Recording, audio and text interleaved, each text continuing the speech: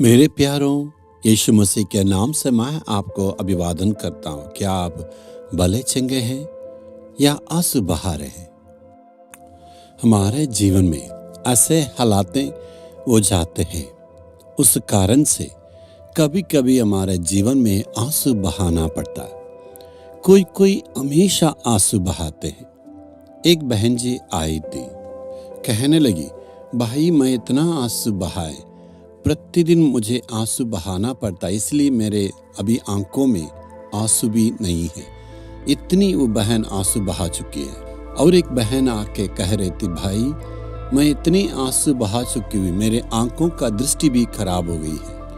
आंसू का अनुभव का मतलब बहुतों की जीवन में, यहाँ तक सब लोगों की जीवन में कभी न कभी तो आंसू बहा ही देते हैं। बाइबल में भी आप देख सकते हैं, बहुत सारे भक्तों ने आंसू बहा चुके हैं। यीशु मसीह भी दूसरों के लिए अपने जीवन में वो आंसू बहाए थे। अपने लिए नहीं, लोगों के लिए रोए, और जो परिवार दुख में था उनके लिए वो रोए। लेकिन कुछ लोग खुद के जिंदगी को सोच सोच के रोते रहते हैं, परेशान है। शायद आज आपका परिस्थिति भी ऐसे ही है। पहला सामुएल के पुस्तक में अन्ना नामक एक स्त्री है। पति तो इतना प्यारे हैं, इतना अच्छे से रखे हैं, लेकिन उनके लिए संतान नहीं था।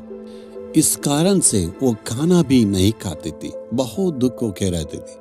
चारों तरफ के लोग उनको संतान न होने के कारण इतना निंदा और अपमान करने लगे।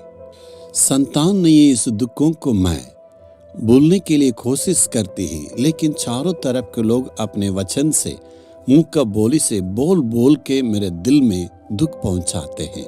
शायद आपका परिस्थिति भी ऐसे ही है ना। अन्ना के लिए परमेश्वर ने उनके आंसू को उत्तर दिया था।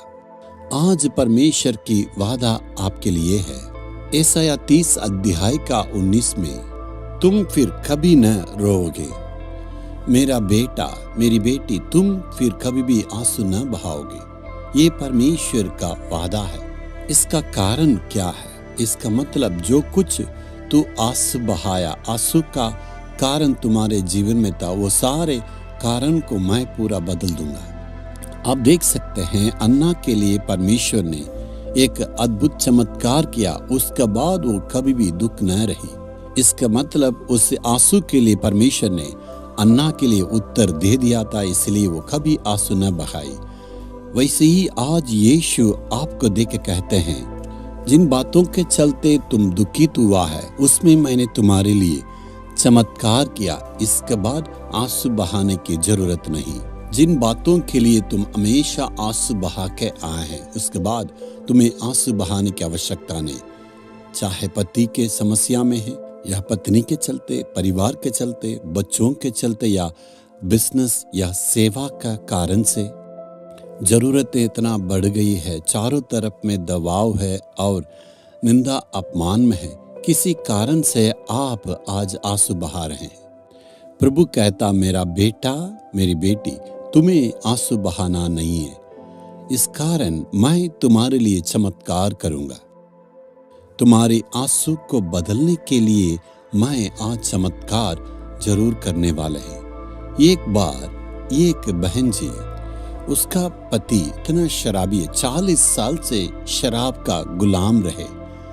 जब वो शराब पी जाते तो जानवर बन जाते, पूरे परिवार में मारपीट, लड़ाई झगड़ा, पूरा बर्तन इधर उधर फेंक देते हैं। 40 साल उस बहन आंसू बहाई, मेरे पति को उद्धार करना, मेरे पति मन पिराना। प्रभु ऐसे जितने लंबे समय से प्रार्थना करती, कभी कभी उम्मीद भी उठ जाता ना। 40 साल की प्रार्थना की।